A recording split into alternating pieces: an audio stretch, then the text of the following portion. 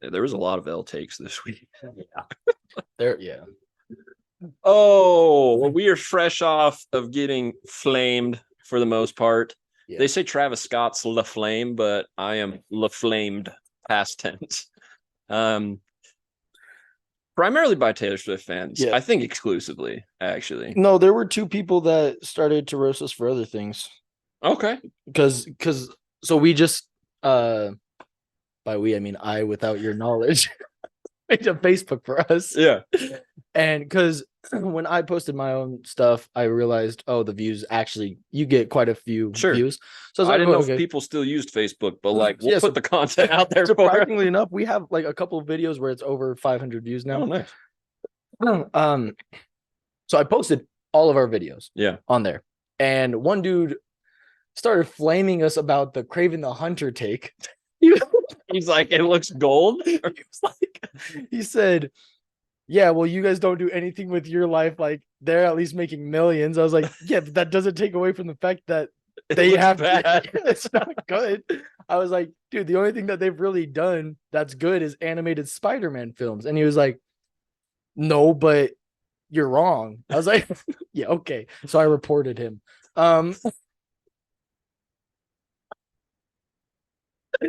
There was more that was said that, yeah, we got into it, but so I reported him for it. And then some other dude, same exact video, was just like, I actually don't remember what he said. It was irrelevant. Oh, Craven he said the Hunter fans are on Facebook though. He said no, but he like Sony's made like all the Spider-Man and like the X-Men movies, and I was like, yeah, they were good for their time. Like, glad that we got those, but if you were to watch them now, they're not very good. Yeah. Well, cool. I mean, Craven the Hunter fans, I guess. Sony fans. Only two. But they're out there. I didn't know they existed. Yeah. I've actually prepared a little statement for Taylor Swift fans.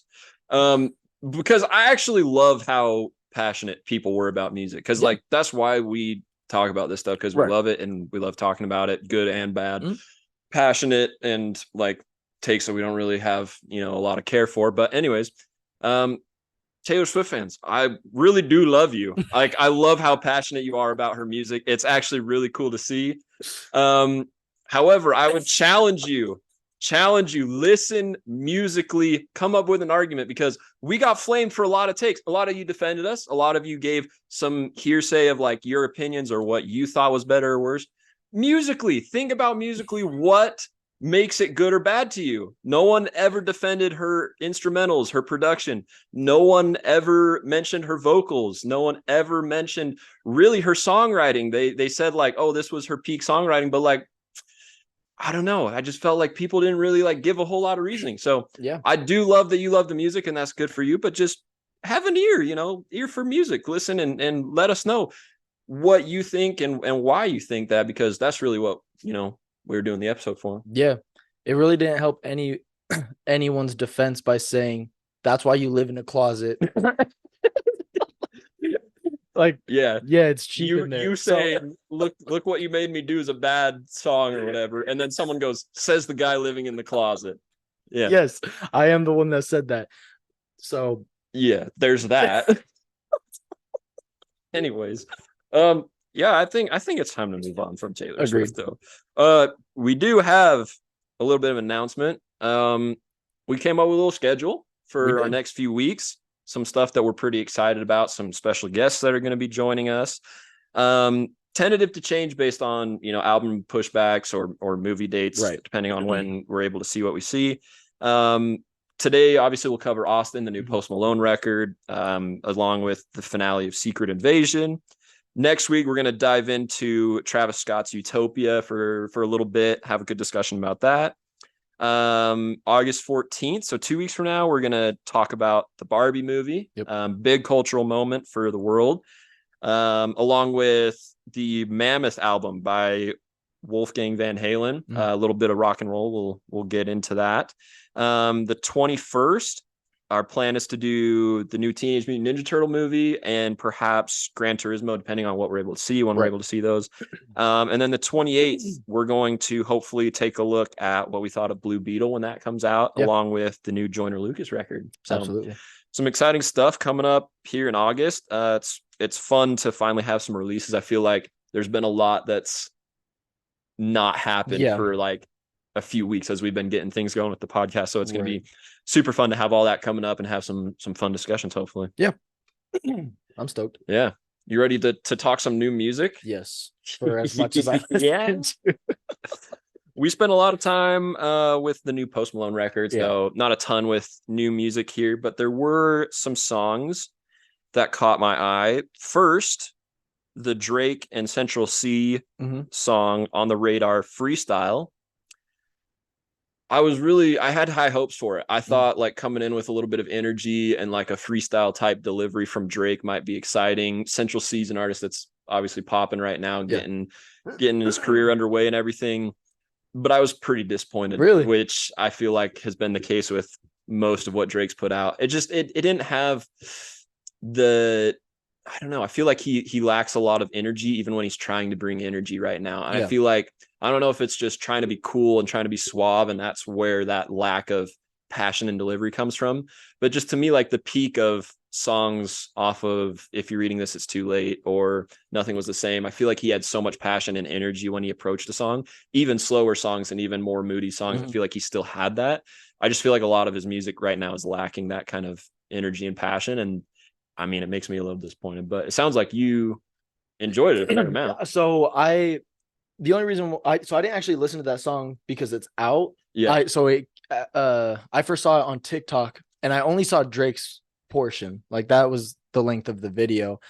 I thought it was really good, and you're right, it doesn't bring a whole lot of energy. But it gave me the same feel of Wraith by Chance the Rapper. Yeah. It had that kind of energy. And I'm a fan of that kind of rap. Like not all the time, but like Wraith, I have like downloaded. It's a song that I do come back to.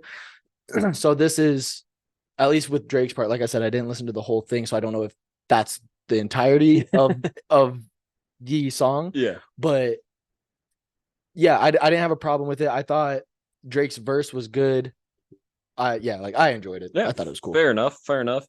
The next song that also caught my attention was Jelly Roll's Dragging These Roots. I don't know if you checked that out. Jelly Roll's No. A country rock singer. He's kind of dabbled in some rap as well. His new album Witsit Chapel has been like trending in the country charts for a little while.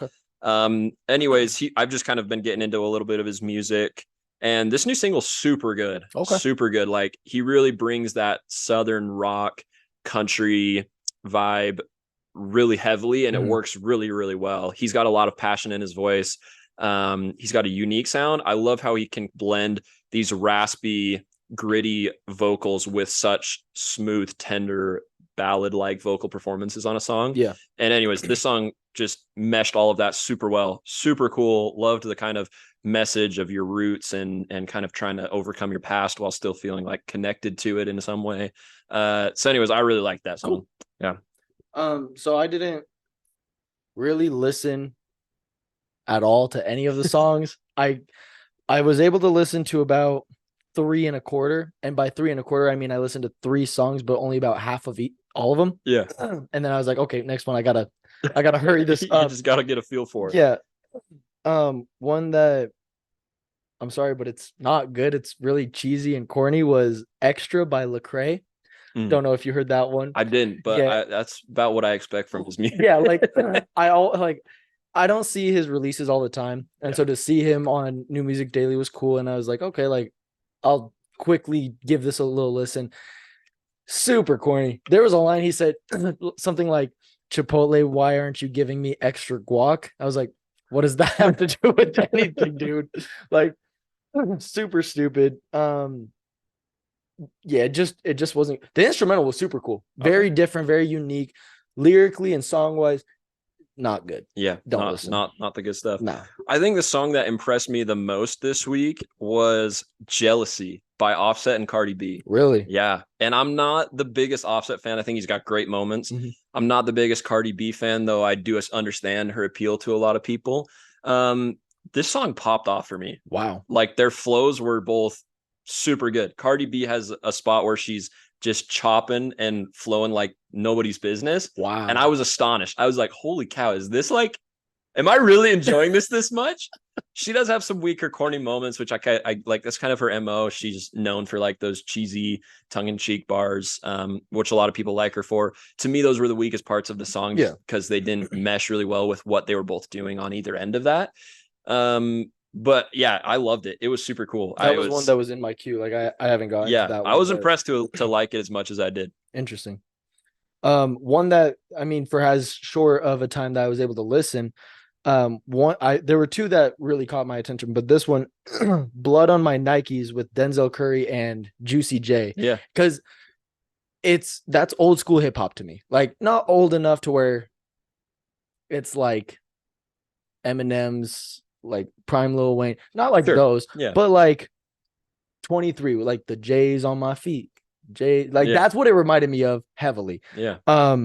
Denzel kind of popped off. I wasn't able to listen to Juicy J's part all the way through, but from the start of what I heard, sounded great. The beat was cool. I just don't really like the chorus because that's fair. It was weird, but like verse wise, instrumental, it was a really good song in my opinion. Yeah, I think it was pretty solid. I didn't find myself loving it just because of how much better content I think Denzel put out like on his last album or even the album before that. But it is good performances from both of them. Honestly, one of the better Juicy J performances I've heard literally since like Shell Shocked from the Ninja Turtle movie. Dude, I can't believe how much I love that song. That song pops off for no reason. So good. Yeah, the other song that caught my attention, I think it's actually a week old now, but it's Ghost Kids Going Off featuring Vince Staples. Okay. I don't know if you saw this one or heard of it. Ghost Kids is kind of a group. I did some reading about them just because I had no idea who it was. Right. And it sounds like the internet doesn't either. Like it's just a group that kind of came out of nowhere. And like I've read some rumors that they're like industry plants and they're just like who the industry's like decided to prop up right now for no reason. Huh. But their like styles mesh so well together. It's a duo. So they kind of bring these, I don't know, gritty and passionate deliveries. And then Vince Staples is a guy that I love a lot with his smooth, kind of silky, bouncy flows that he goes over. The three of them together just killed this track. It sounds super cool. Wow. So I enjoyed that one a lot as well. Yeah, but those were the new songs that caught my eye and that I enjoyed. You'll have to send me that one. Yeah. The last one that I'll say, this is the one that I listened to the shortest, but I downloaded it. Like it caught my attention that much, but Tori Kelly cut, like, I don't know. It's not what I'm used to from Tori at all. Felt super vibey. Like even the vocals, like super good. She kind of like, at least at the beginning, super quick, like flow wise. She went way more R&B with it. Yeah. So I'm excited to listen to the rest of it, but just from, I don't even know how much I listened to it. It should be right here. Where is it? I've listened to 38 seconds of it. And you're with it already. I'm with it. It sounds cool. I like it. If it gets worse than what I believe it is, it will be removed. But until then, there you go, man. Solid song. Yeah, you have to check out the whole project. I listened to. There's a whole project. Yeah. Oh, it's decent. It's got some moments. If you like that one, I think you'll like it. But yeah, that wraps up new music for me. But we did want to shout out a couple tracks we've been listening to, or at least I did. You can think about it if you didn't. A lot of newer stuff here for me this week. Nas dropped Magic 2, a mixtape with Hit Boy, a producer he's been working a ton with on like these King's Disease albums, and he did Magic with him 2 years ago or last year, whatever it was. But Abracadabra, the second track on the album, is really the first track after an intro, is super good. I think the whole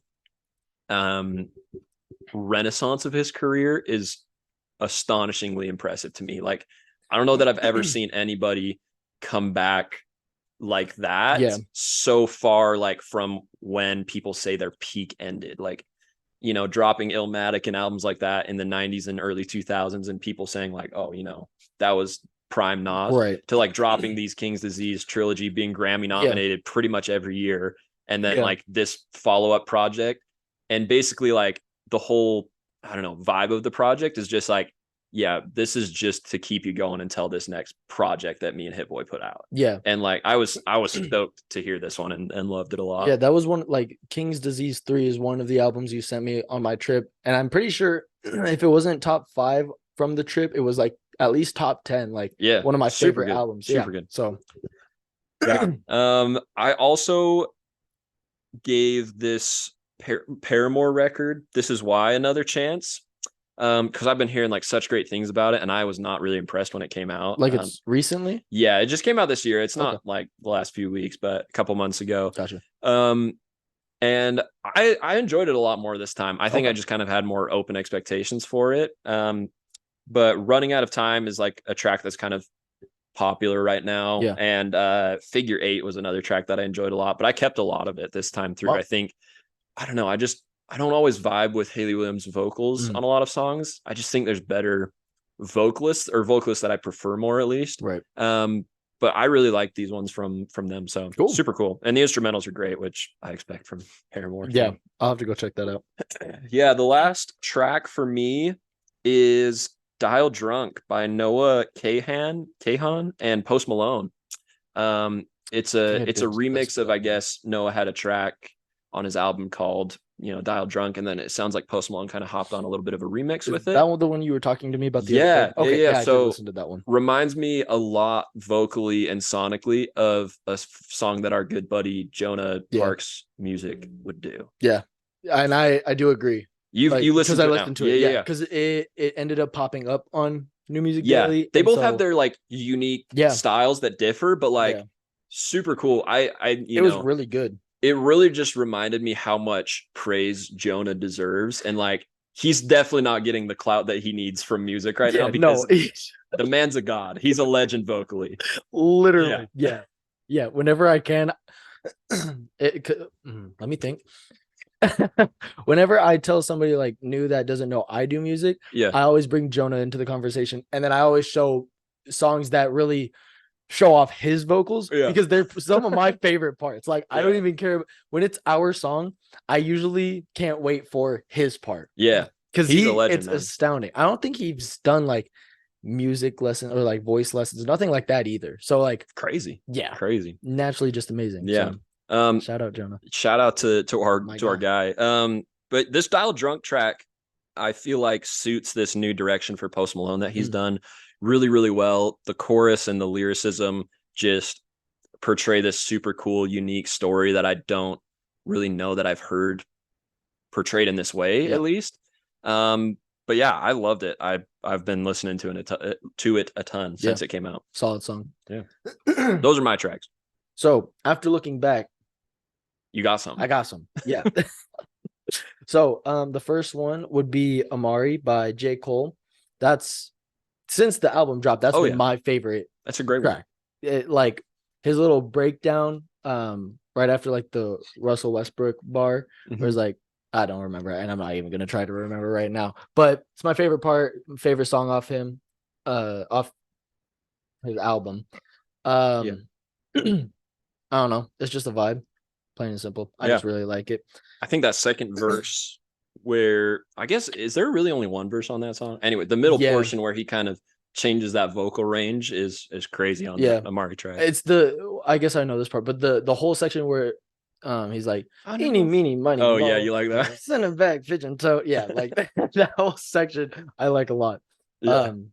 Windows was cold. Had to go over his thing. But anyway, love that song. The next one I have would be I, Robot by John Bellion. I love John Bellion. I feel like he's a super underrated vocalist. Songwriter too. Yeah, like dude's flat out amazing. Like, especially if you look at like the songs he's written for people, you'd be shocked. Like it's his catalog, even like for everyone else, is incredible. So the iRobot, super cool song. He's on that new Tori Kelly record too. So is he? Yeah, you'll have to check that one out. Absolutely. I feel like he doesn't do much. He's super on the down low, quiet, does his own thing, which I respect. It's a cool thing to do. But yeah, vocally, like lyrically, the song is phenomenal. The last song I would say I've been listening to quite a bit is F Your Ethnicity from Kendrick Lamar. After our whole Discussion. yeah, I said on that episode where like off section 80, there's a lot of songs that I grew up listening and loving. Yeah. And that's one of them. And so I've just been listening to that a lot. I love the intro. There are some people that can pull off dialogue well. If you know, you know. This is one of the cases where it is used correctly and Hey. Well, you were down in that. That's not good dialogue. Somebody said fan behavior. Somebody called me a fan because I knew what she said.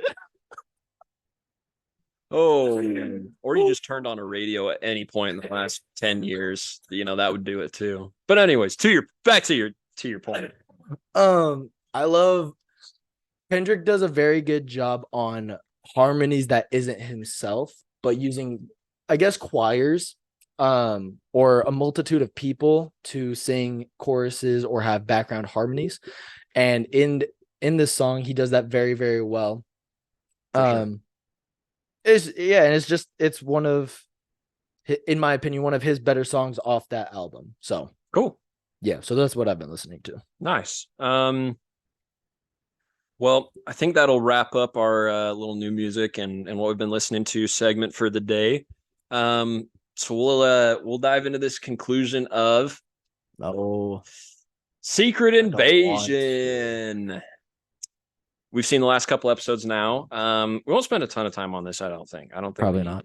How do you feel about Secret Invasion? Before we start, rate this show out of 10. Out of 10? Yeah.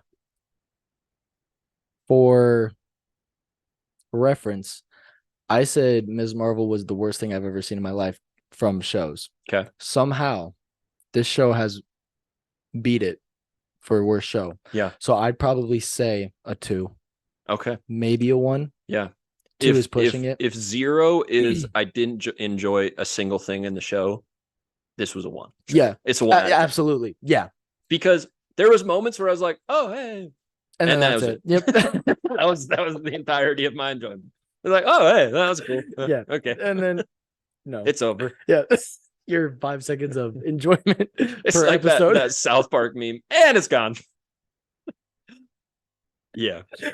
I'll say this. Rotten Tomatoes rated the last episode with a 10%. A 10%. That's a 1 out of 10. I hit the nail on the head. I was 2 episodes behind. Okay. So I watched the 5th episode last night. Yeah. And then I watched the finale on the drive back to Utah. Yes, the drive sped up, but it was the worst 30 minutes of my life. The anger I felt was a lot. Yeah. It was stupid. That show-wise, that's got to be the worst finale I've ever seen. I think I said that when I finished it. I was like, this is the worst end of a show I've seen. Usually there's like a good amount of action. Yeah. The most that we got was a 15-second fight between 2 Super Skrulls. Yeah. Which, cool. I'm glad they introduced Super Skrull. Like, that's supposed to be another big villain for like the Fantastic Four. So when that happened, I was like, oh shoot. Cool. That could maybe and it's gone. And it's gone. No, literally. Because Super Skrull happened, and I was like, oh shoot, maybe we're linking the Fantastic Four. That could be the only cool part. And then Nick Fury was not Nick Fury, and it was Gaia, sorry. Yeah. And then she was also Super Skrull, and there it goes. And it's because it was that quick. And there's all the spoilers for the show. Shoot. If you're even still watching the show at this point. Yeah. Yeah, it wasn't very good. Yeah. I'm not happy with it. Honestly, even that fight sequence, which was like the most action or most enticing part of the episode, was so boring and poorly executed at times. Like, I get that you can't film a scene like that just with practical effects, Yeah. but the CG was so bad compared to like other parts of this show. And the like battle sequence was like the Walmart version of whatever that fight between Captain America and Iron Man was that we got. Yeah. It's supposed to be like the two, most powerful beings clashing against each other. And I was like, this is like not even a fraction of as cool as like that fight from Civil War. In Civil War, I was on like the edge of my seat, like, yeah, oh my gosh. Yeah. This one, I was like, oh my gosh. Please be done. Yes. And then it was. Yeah. So that kind of I'll give props for one thing about that. It was cool to see like them both change into different heroes that we know of. Yeah. Like that part was cool. That's it. Yeah. I also think like I didn't love how I really respected how the show came with kind of this subliminal messaging for a lot of different like important things that they wanted to say about society or whatever, like kind of like a moral behind the story, so to speak. And like one of those just that comes to my mind is when Nick Fury's talking about how easy it is to save 8 billion lives instead of changing their mind. And I was like, okay, like cool, like I like respect the message that you're trying to send with that. But so much of like there's a lot of those kinds of morals in the show, but so many of them are so thinly veiled that it just feels like you're being preached to instead of like you take something out of it because of how it compelled you. Yeah. And so I just didn't love that aspect of the show. I think when you've made a really good film, you don't need to rely on that blatant of like preaching your message. That I think your message gets across. And like again, I think Insidious just did that really well. Yeah. And even that one was like more blatant than I felt like it needed to be at times. Yeah. But anyways, that was kind of my criticism. I don't really know that I have much else to say. Yeah, like I'm just upset that we called it at the beginning that it was going to feel like nothing happens, and nothing happened. Yeah, it literally nothing happened during the entirety. Even the finale, the most that happened, we're not even going to see in this show anymore. And that's with like, oh no, we actually see the millions of people that were like taken and are now scrolls. Yeah, and that now the world is in chaos. That is all that has happened. Right. And I think they screwed up by choosing a show to do this, because as we can now see, it should have been a movie, because if it was a movie, you could have executed the storyline a lot better. Yeah. I do like the main villain. I don't remember his name. He did, shouts out to him. He gave a good performance for that last episode. Yeah. Like he got really into it. Even throughout it. I would say he's the best. I'll also give props to the lady in red or pink or whatever. She was, I'm not gonna lie, she was a pretty cool character. Like, she was what Nick Fury should have been throughout the entire show. For sure. Like the spy, the like, I'm gonna get to the bottom of this, don't care. Right. She did that. Nick Fury did not. So those two characters and actor slash actress killed their parts. They had to do what they had to do with what they were given to work with. Right. So shout out to them. The last thing I have to say about this is Iron Man's death might have been somewhat tarnished when Rhodey shows up, because what I've now heard is that some of the writers for other movies said that Rhodey was a Skrull after Civil War, like soon after Civil War. If that's the case, my guy Rhodey really woke up without knowing his best friend is dead, which is crazy, because the part where this is a deleted scene, which is messed up because it shouldn't have been a deleted scene, but where they all kneel? Have you seen that scene? No. And so there's a deleted scene of Endgame where they all kneel for Tony, because it's like that level of respect from, and everybody does it. Like everyone kneels down because of what he did. Sure. And the first one to do it was Rhodey. So like things like that just doesn't sit well with me. It does not rub me the right way. It kind of upsets me, and I don't like Rhodey at all. Hey, maybe it'll give you like a chance to like him now. No, how did you lose to a Skrull? You're supposed to be 1 in the army, 2 an Avenger. You're trash. Garbage. Maybe it happened before he was an Avenger. No, it was after Civil War. What if it wasn't? No, but that's what the writers said. I'm in charge of this show now. No, just kidding. Yeah, I mean that does leave a little bit of a stain. We can't even clip that because of the strike. I don't mean disrespect to the writers. That was a joke.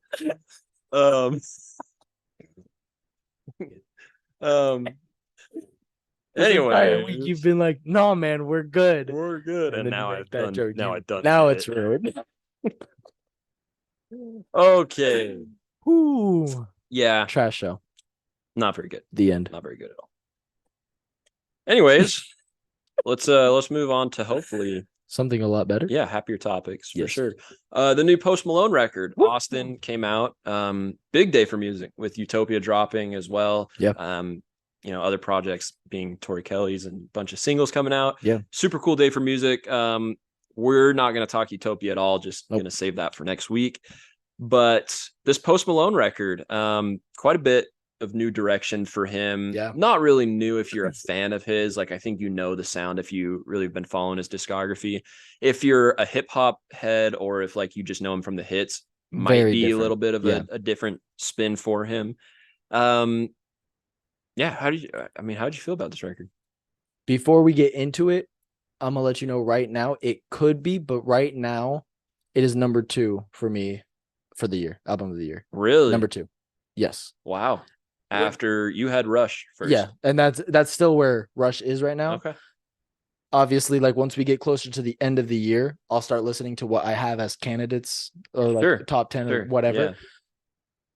But yeah, number 2. And for one of the big reasons is me personally, I can listen through an album 1, maybe 2 times max consecutively or over a short period of time. Sure. And then I get super bored and annoyed with that project. Yeah. I listened to this album, I want to say 4 to 5 times. I really did. Yeah. All the way through. And I didn't get annoyed, bothered, upset. Not once. Yeah. In fact, I just found more to enjoy from it. Right. That being said, even as a Post fan, like, yeah, we've heard this kind of sound before. It's not totally new, but to do an entire album like this, right, that's where it becomes new territory. Yeah. I watched a little bit of an interview of his about the album where he said he was super excited to make this album full guitar. Yeah. Like make that a main focal point. And he said that he would have never been able to make this album if he were to produce it off a software. Yeah. And so he was super stoked that he was able to find the right chords and like just play around on the guitar, really figuring out the sound that he wanted, which I thought was super cool.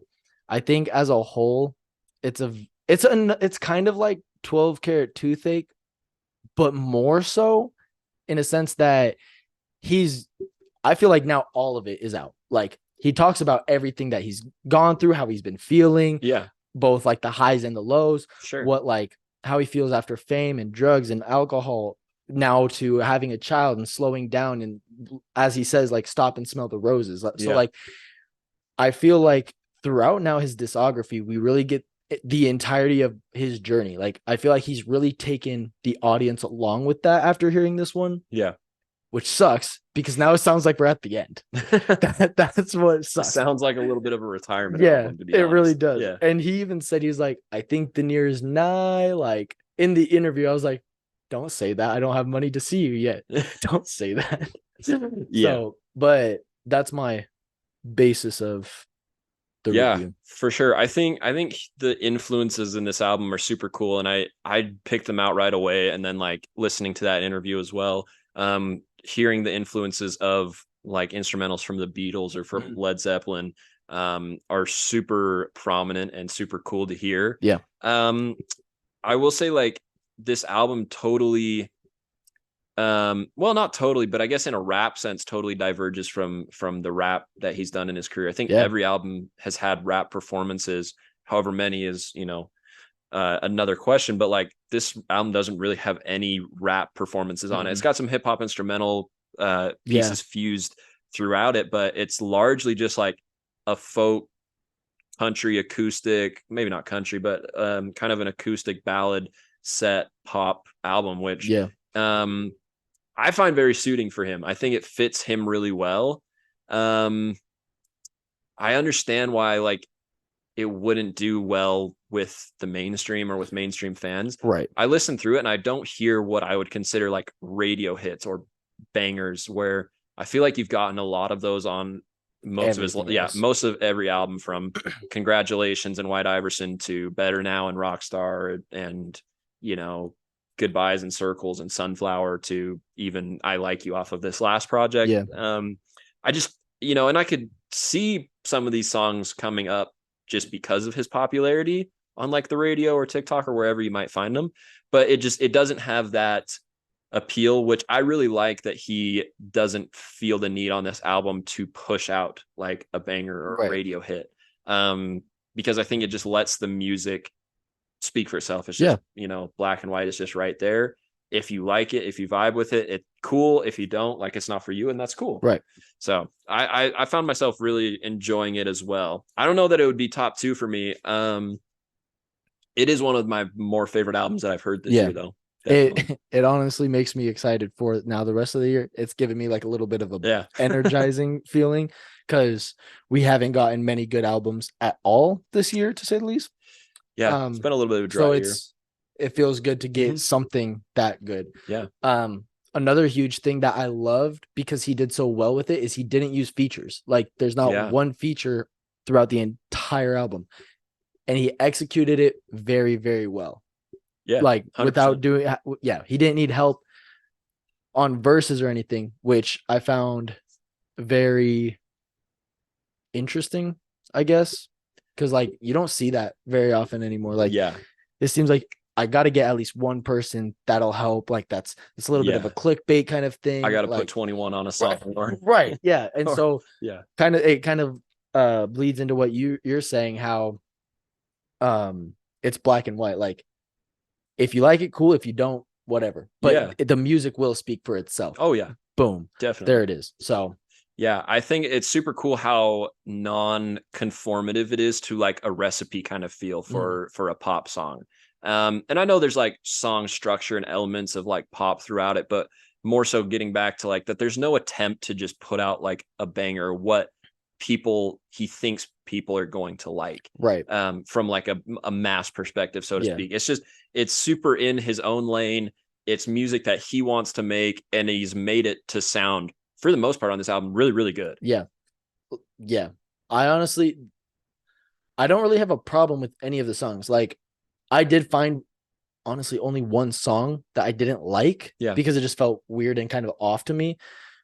Now, there are songs I didn't download, and I'm not saying they're all way up here, right? But I didn't like. There wasn't a song where I'm like, no, like this is bad. Like this is not it. They're like, the most is like, okay, like it's all right. But other than that, for me, But other than that, like a majority of the albums either like good or really good, and that's just my opinion. Like, I found myself vibing to a lot of the songs. Yeah, for sure. I think throughout here there's a lot of highs. First being, I think that the use of the drums in a lot of these songs is super cool, because coming through these first couple of singles, at least like Chemical, Morning, and Overdrive, I tend to feel like the songs that most artists put out as singles, but especially him, are like the highlights that you're going to get on the album. And I felt like there was like a pretty empty feel. Like I wasn't super stoked for the album after hearing those first 3, and like they were all decent. I kept them all because I thought they were pretty good, but like it just didn't leave me hyped up like I've been for a lot of his past projects. But I think there's a lot of highlights on this album, and a lot of that comes from the drums. Like, I don't know who, I think Louis Bell was his producer on it. I don't know exactly, but him and Andrew Watt, I think, are the guys that did a lot of the music with Post.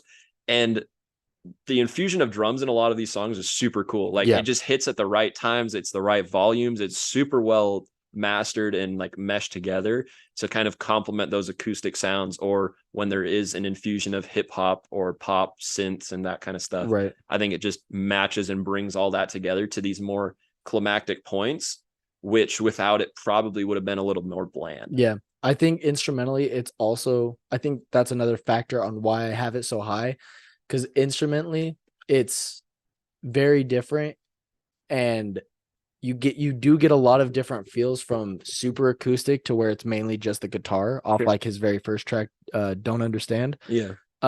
Very, very bare bone, Right. very acoustic, super cool, super good song. And then you get, I can't name any others off the top of my head where it's very different, but you're right. Like a lot of different drum patterns and a lot of different songs, all basically just piggybacking, like all are really well engineered and mastered. Yeah.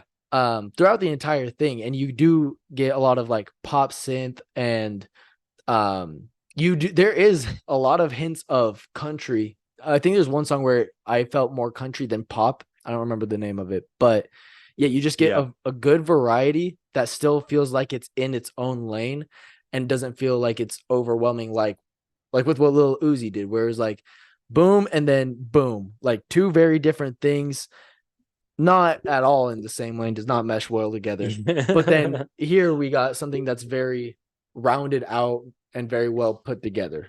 Yeah, for sure. I also loved how playable the album felt. Yeah. You kind of talked about that, but like it's, I don't think it necessarily makes an album perfect that you can just kind of play it in any setting or whatever, but it's such a bonus when you have an album that you can just like at any point be interested in playing top to bottom, which I am. And like, it doesn't feel like I need to pick out songs that I like about it. Like I can just hit shuffle or play start to finish and love pretty much everything that I'm hearing throughout it. And that kind of like led into what I felt like the biggest thing about this album is for me, and just the biggest thing about music for me is I feel like the point of music and entertainment in general is to like make you feel something, to like give you an emotional boost, or like help you feel some kind of way to relate to an artist or whatever the case may be. But I just felt like this album, generally more so than anything I've heard this year, just did that so well. Like this album just makes you feel happy. Like it made me excited. It made me feel good about life. Like listening through it. And even at the low points where he's talking about everything he's gone through, they're approached with such hope and such optimism and like working through stuff that it's such a playable and enjoyable listen. And to me, that's what spoke volumes about it, is just how much emotion the album was able to evoke in terms of like making you feel good and making you feel happy. Whereas like, I feel like most of the time when you get through an album that does that so drastically, it's not in the good context. Like it's a Kendrick Lamar that's like heartbreaking and it's like, man, this sucks. Like, I feel for you. But like in terms of making you feel a lot happier or a lot more energetic or whatever, I just felt like this one stood out in such a positive light. Yeah, it not musically, but more like aesthetically, I guess. In music, it's super not relatable. It's very much so like what Blackbear does, like makes a super upbeat song or like sound, but he'll be talking about some of the saddest things I've ever heard. And now, obviously, very different artists, very different sounds, but same kind of feel. Because, like, they're not, for the most part, they're not happy songs. Like, they're pretty sad if you read the lyrics. Like, but weirdly enough, they do make you happy, and I think it is because like we know what he's at least gone through. But he's come out and say, like, at least in the interview, how he's been getting better, like he's thriving now. And so to put that energy into past subjects is just, it is a feel good album. Like it is a hopeful kind of piece of music where you listen to this and know his story. Like, okay, well, why can't I do that? Like, same kind of, at least relatableness. For sure. I think musically, another thing that stood out to me kind of as I was honestly on the second track, I think it is, was the use of those choir choral vocals to help choruses kind of hit home. And on a track like Something Real, which is the second track, I believe, I think that was super well utilized. Like it just hammers home that chorus. It makes it pop. It accents what he's doing on the verses really well. And then his like little ad lib kind of lyrics in between the choir vocals on the chorus. It just blends the song so well. I did feel like at times it was overused. I was like, oh wow, this is super cool incorporation on this track. I heard it a second time and I was like, oh, like, okay, kind of more of like similar stuff that we've been doing, but like 3 or 4 that are like that, I was like, okay, it's a little bit much unless you're going to do a whole project like that. Right. Which I don't think would be a great idea just because of like how I think the choir makes part of the album stand out. And when you do it to a whole, it doesn't really let any of it stand out. Anyways, I think that was kind of a cool incorporation, but something that I also felt like led to a little bit of what I might call criticism of some other songs. But another thing with those choruses at times, and this was my big gripe with like the singles, mostly Chemical and Morning, as I just felt like the choruses at times were so over synthesized and over auto-tuned for an artist that doesn't really need it on a project that really doesn't need it at all. Like if you're going this acoustic pop ballad, you know, with some flair album, you don't really need that synthetic auto-tune over your vocals. He's a good enough vocalist that he doesn't need that. And there's times on the album where that stands out, like, you know, one of the most underrated tracks that I'll get into in a little bit, but there was some of that, you know, feeling where I was like, Chemical would be such a better song to me if it wasn't so, you know, overly synthesized and just feel like up in the clouds because of how fake it sounded. Like it sounds like, I mean, maybe not exactly, but like these AI songs that come out, it sounds like a song that one of those could have put out. And I was like, if it was just a little more raw, I feel like I would have enjoyed a lot of those choruses just a little bit more. So in the interview, and I find this hilarious, and I felt that way at certain points until he said this, and then I was just kind of like, you know what? Okay, like I can accept that answer. He goes, and I quote, "Man, I wish my life was in reverb." I was like, what does that even mean, dude? But I feel like, it's still something that can be super overused and very easily. But the dude loves it. Like, I think he knows that he doesn't need it, but he loves using it. And so, like, for that, like, I don't care. And that's just my personal take. That probably, I don't feel like that'll change your opinion on it, like as a listener. But I was just kind of like, you know what? He loves it. I don't really find it that like annoying. It's fine to me. For sure. So I think, and like, I just think the basis for it, and I think I've showed you some of my favorite performances of his are these types of tracks that he's done live. Like live performances of songs like Stay off of Beer Bongs and Bentley, or Feeling Whitney, or Go Flex off of his early Stoney records. They sound so much more emotional and raw for me when he does that.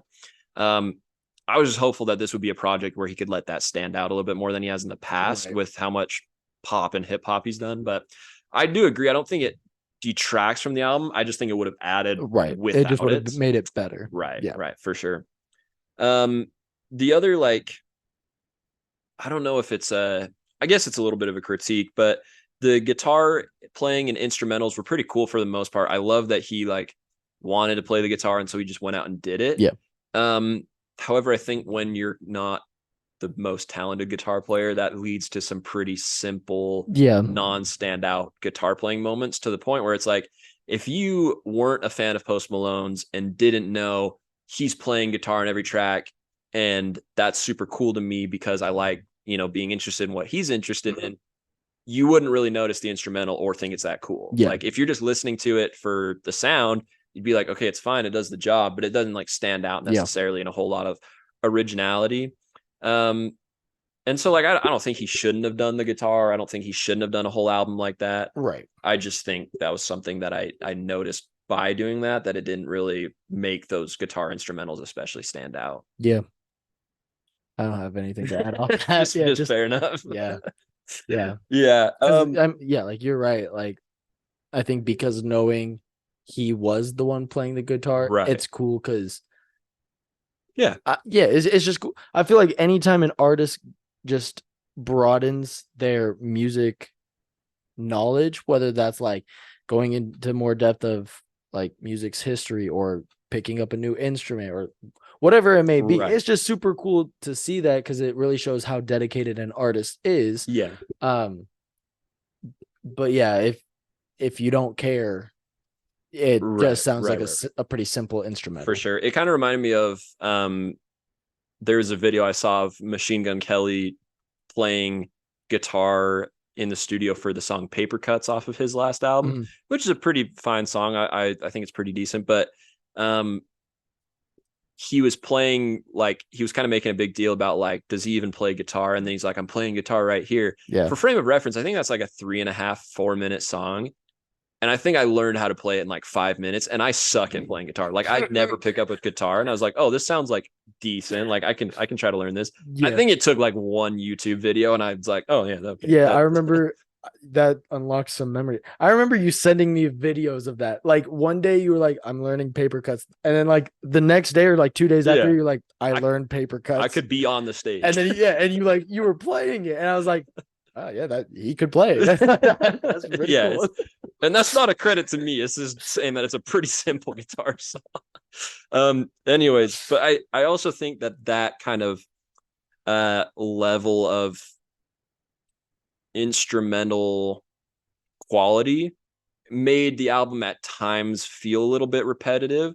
Not that I think songs don't stand out from each other, but just that I think the vibe is very similar throughout most of the songs. And that's not necessarily a bad thing. I just think it doesn't let the album stand out from like maybe others in his catalog to me, or other albums from other artists. Right. I'm not gonna be one of those fans that just says it's it's amazing, it's gold. Yeah, like I will point out where like I find it could have been better, or like its criticisms. I think, and this still doesn't take away. I still, maybe I'm overreacting and I need to listen to the other songs I put in even my top 5, but right now it's still number 2, even with these criticisms. I think once it hits speedometer, and that's the 10th track out of 17. Right. To me, it kind of starts going into very bleedable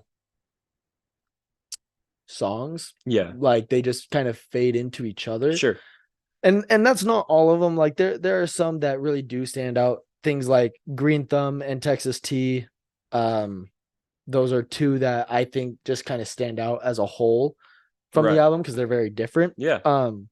But kind of from that 10th to the 17th song, I couldn't really tell you what's what. Yeah. Or like what's different like about what them. stands out about. Yeah, I like for sure. And that's besides like, and I'd say like enough is enough. But other than those 3 songs, so what, like 4 of them, 5 of them sound very, very similar. So yeah, that part felt very underwhelming, but I don't care. Yeah, because I found myself, fair enough, the songs that I really enjoy, I really enjoyed. Right. So when you have a couple songs where it's like, okay, well, I don't remember that one whatsoever. It seemed for me, it's pretty balanced. Yeah. I still find the whole pretty like enjoyable. So it didn't have a huge effect. Yeah, definitely. I think my last thing that I had to say, just in terms of negatives on the album, I think for me, some of his ballads have become just a little bit overblown at times. And I think it's just influence wise and what he wants to do. I know he takes a lot of like rock influence into his ballads and songs like that.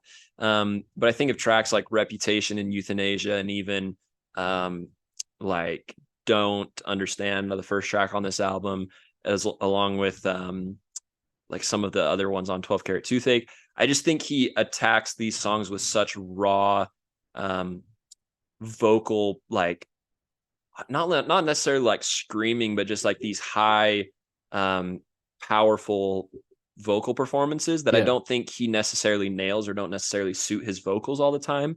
I think in the past, his ballads have been far better off on songs like Stay or Goodbyes or Feeling Whitney, or, you know, there's a plethora of other tracks on those earlier albums where he's a little bit more moody than he is like raw. And I think that suits his vocal style a little better. And I do still think we get that on this album. I just think those ballads have become a little overblown for him at times. And sometimes it works, like on A Love-Hate Letter. I think that vocal performance is great. Even, you know, sparingly on an opener like Reputation on the last album, I think is great. But I just think there's moments where it's a little too much. And I did feel that a little bit throughout this album. I was really hopeful that we'd get some more of these like moodier acoustic ballads. And we do get a couple, but just not throughout the album like I was necessarily hoping I would get. Yeah. Kind of on the spot. Yeah. Where would you put this album out of in his discography? That's tough, because I feel like I have honestly like 2 different or 5 different ratings for how I'd rate Post Malone albums. There's like where I feel like his best writing is, where I feel like his best top to bottom is, where I feel like, you know, is his most innovative or his best mainstream work or whatever. I think in terms of just overall quality, and it's not a slight, I would say like 4th or 5th out of 5. And it's not that I don't like the album, because I would put it up there as one of my better albums of the year. Yeah. I just think he has albums and projects that utilize a lot more range and a lot more skill and like comparable writing. I think this is his second best project in terms of writing, though. I think in instrumentals that he's done himself, obviously this is like the only one that he's really had a hand in all the instrumentals. So that would obviously be first there, but I think it's second in his writing after 12 Karat Toothache, because I think how much that one pops in contrast to the earlier albums. But yeah, I would rate it on the lower end in what I think his best albums are, but I think it has its moments that would make a case for it being one of his better albums. Yeah. See, I already know you wouldn't like my ratings, but just because of how I feel about Hollywood's Bleeding. Let's hear it. So just a quick all the way through. So me personally, I think this one could be 2, 3, or 4. Okay. But so that's middle of the pack album. Yeah. Okay. But it's also, that means it's interchangeable with, to me, both 12 Karat Toothache and Hollywood's Bleeding. Okay. Because my all-time favorite is Beer Bongs and Bentleys. Like, and nobody can change my mind of that, just because that was like my summer like album. Sure. And you can best play pop performance for sure. And for sure. It's still an album you can play anywhere at any time. Definitely. No matter the situation. You can just play that album. I keep trying to love Hollywood's Bleeding, and it's not that I don't love it and I don't like it's none of that. I just skip so many songs that I have off that album. So I always think to myself, like, do I really enjoy this, like these songs, or are they very situational? Like, do I have to be in the mood for this type of song? Or, hey, I haven't heard this song in a minute. I'll like keep listening. And that's how I feel about all the songs I have downloaded off that. Obviously, it's very early with this album coming out on Friday. So we'll see how it ages. Sure. But then even 12 Karat Toothache, like, I listen to those songs. I don't go out of my way now to go listen to them unless I'm really in the mood. But if it comes on, and I usually listen to whatever comes on. So that's why all of them are interchangeable. Right.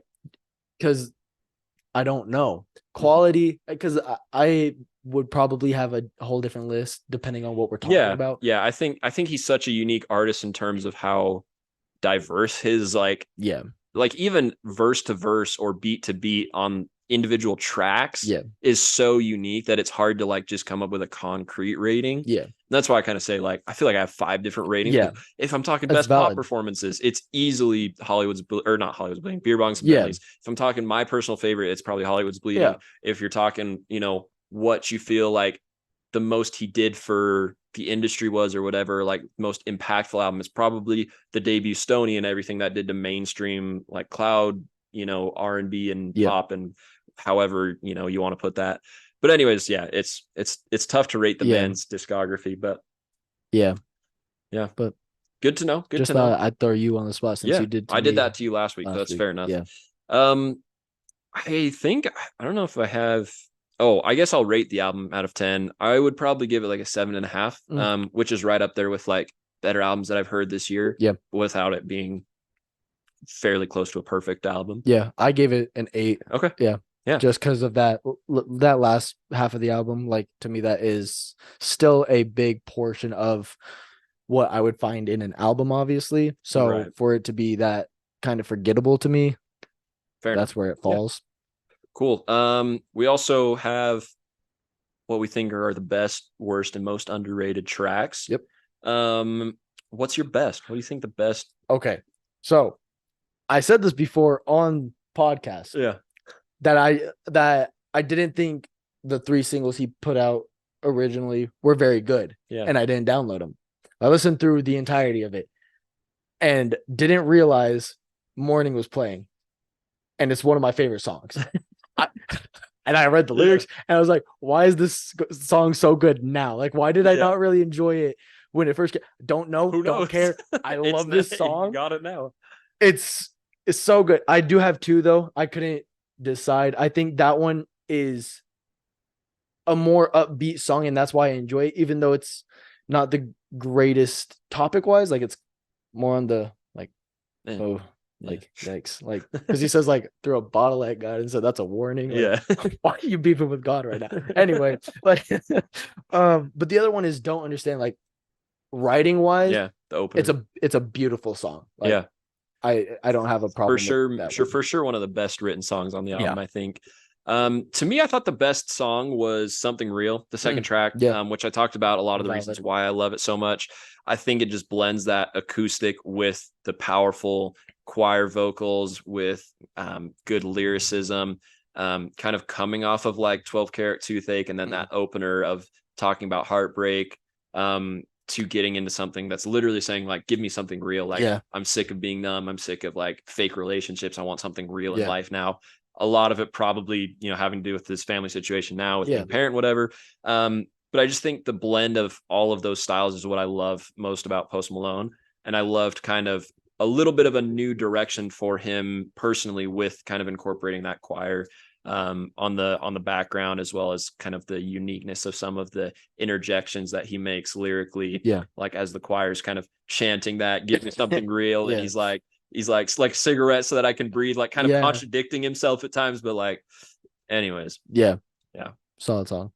So what's your worst song on the album? Dude, it's Speedometer. Yep. 100%. Yeah. 100%. It's not good. It doesn't resonate. No, like lyrically, it's not stand out. I couldn't even say like I understand why someone would like it. No, I'm sorry, Post.